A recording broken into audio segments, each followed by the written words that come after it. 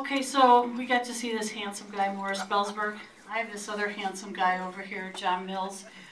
I'd like you to take a look at these two that make this evening a phenomenal success for us every year. It's just plain and simple. We wouldn't be able to do it without them. They've taught us about leadership, how to set the example and live and walk the talk. They've taught us, all these staff standing around the room, about vision, how to reach higher than we ever thought we could. And I mean really high. And they've taught us about keeping our word, doing what we say we're going to do. Morris and John have kept their word with us.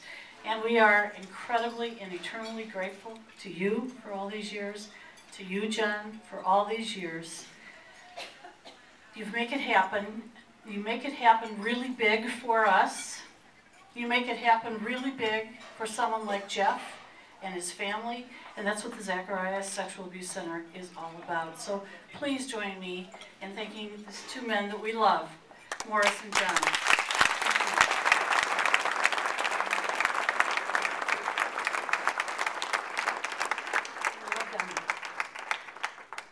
Jordan Leisure and Joe Harris and Nan Stryker and their committee have made this a magical evening. All of them have worked so hard. If you've ever put on a party, you know what that's like. It takes a lot of work, a lot of lists, a lot of data, a lot of decorating, a lot of worry, and they've done it and done it again.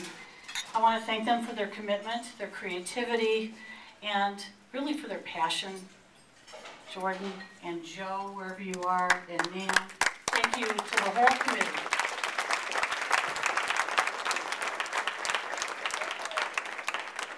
And I have a really special treat tonight. It's my privilege to introduce you to Tom Paciorek. Tom, I would love it if you would stand. Tom played Major League Baseball for 18 years. He was the leading hitter for the White Sox in their 1983 division championship. And Tom was the announcer for the White Sox for 13 years. He was one of the first nationally known athletes to go public with his sexual abuse.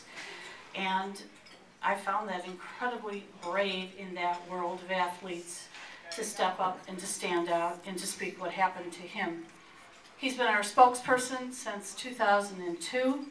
He's a hero, he's our friend, and we're crazy about him too. And he'd like to say a couple of words. So here's Tom. Thanks, Torrie. I don't want to take a whole lot of your time because we've got a fun evening ahead, but I do want to share a story with you that I think is pertinent as to why we are all here today. My daughter Katie teaches preschool at a little Catholic school in Catholic Church, Stone Mountain, Georgia. And she teaches 4-year-olds.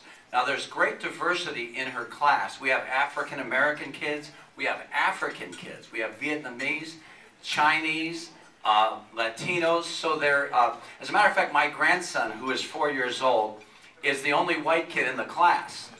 Now, you probably recognize by now that I am Polish.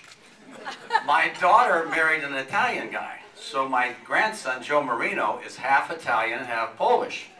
You know, that's great, but I'm afraid someday somebody's going to make him an offer he can't understand. I asked him one day, I says, Joe, can you say something in Italian? He says, yeah, get in the trunk. But I went to the classroom and read stories to the kids. And I really became attracted to this one little 4-year-old girl, black girl named June. I was very attracted to her for some unknown reason. And it was book reading time. So she came up to me and said, Mr. Popsy, that's what my grandchildren call me, Popsy. Mr. Popsy, let's read this book right here. I says, what is it, June? He says, let's read Sleepin' Booty. Sleepin' Booty? I says, you know, I've got a big booty. Let's read this thing. And she was just the sweetest little girl. And for some reason, I was attracted to her above all the other kids in the class. Well, we had a good day, we had a fun day, and my daughter called me about a week later, and told me that they were having problems with June's behavior in class.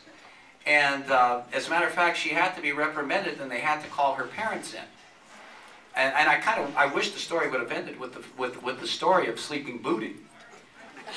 Unfortunately, the grandmother came in and shared the story with my daughter. When June was 2 years old, she had a 4-year-old sister and a 6-year-old sister, all of whom were raped by the babysitter.